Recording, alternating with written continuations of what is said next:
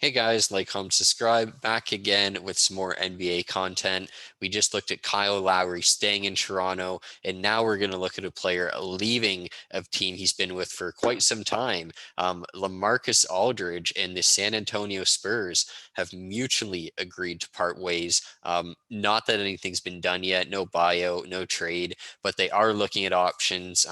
At very least, we obviously know at the end of the year, Aldridge will play somewhere else, but apparently they want it done sooner. So we're going to take a quick look at a couple of quick options of where we think Aldridge is going to go, what the best fits are. So, I mean, we'll start kind of on your side where you think he could go. Well, for me, I truly do. I can see him going if he's traded. There's not very many options for him. It's very few options for him. The salary matchup is a bit difficult for many of the contenders, and these contenders are actually just going to sit there and wait for a couple of these guys to be bought out. Andre Drummond's still waiting for a buyout. Cousins still on the market. There's centers out there. If he's traded, I think it's Miami. If he's bought out, I think it's Toronto.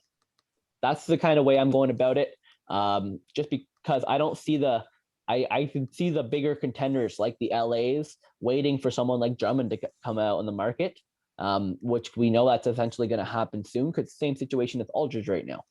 And in Toronto, I think that he kind of fits that Marc Gasol role that he played there last year, but a little bit quicker.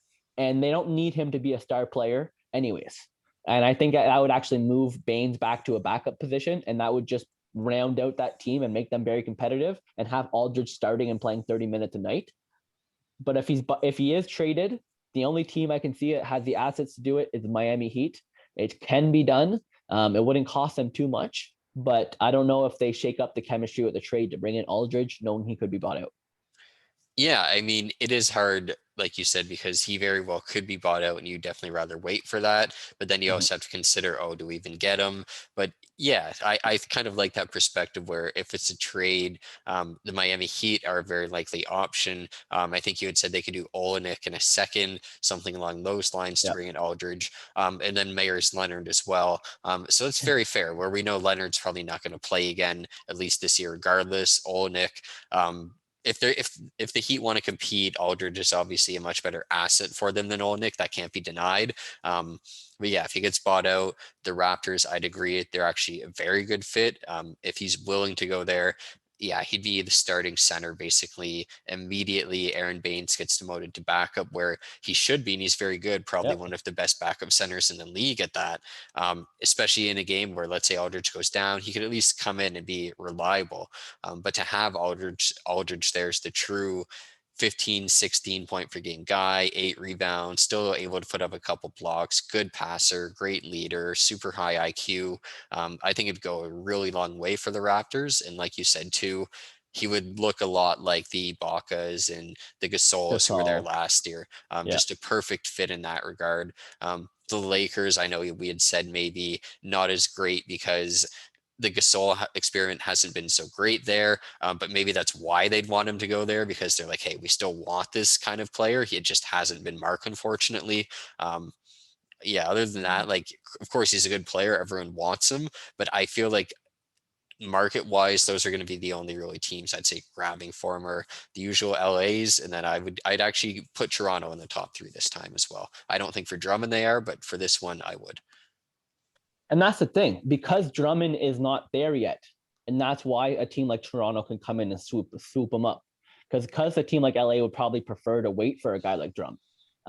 Toronto, I think that Aldridge is a very more realistic option. And in my opinion, I think it makes more sense for Aldridge in the sense that he'll actually get the playing time there. He might not finish the games because the true finishing five lineup includes Powell and OG at power forward and Siakam at center, but he'll still be able to play 30 minutes and put up 15, 16, 18 points per game. Whereas if he goes to a team like LA, I don't think he's playing 30 minutes a game. I think he's going to play less than what he's playing right now, and he's definitely not going to be a focal part of the offense. Whereas he could be in Toronto because that's something that they've been missing this year. Yeah, I could even see him being part of that ending starting five, just depending.